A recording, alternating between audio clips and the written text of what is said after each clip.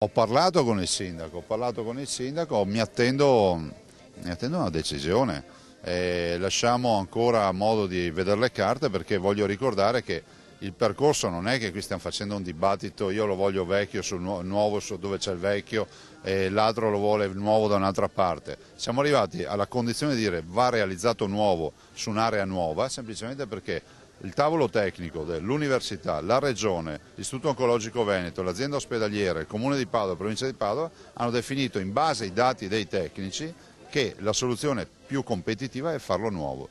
Il sindaco Giordani è pronto a spostare il sito del nuovo ospedale e a rinunciare all'ipotesi nuovo su vecchio qualora venisse dimostrato che non è una strada percorribile. Ragionevolezza e tempi veloci, lo chiede il governatore Luca Zaia, ma lo chiedono anche i padovani che vogliono una sanità d'avanguardia. Sul nuovo ospedale c'è un piccolo spiraglio. L'importante è che il sindaco decida in tempi brevi, ci viene da dire. Nel frattempo c'è stato un contatto con Luca Zaia. Io non do ultimatum a nessuno. Penso che poi c'è la ragionevolezza del fatto che bisogna comunque decidere. Comunque il sindaco di Padova già potrebbe darci una risposta, se ci dà Padova Est oppure no.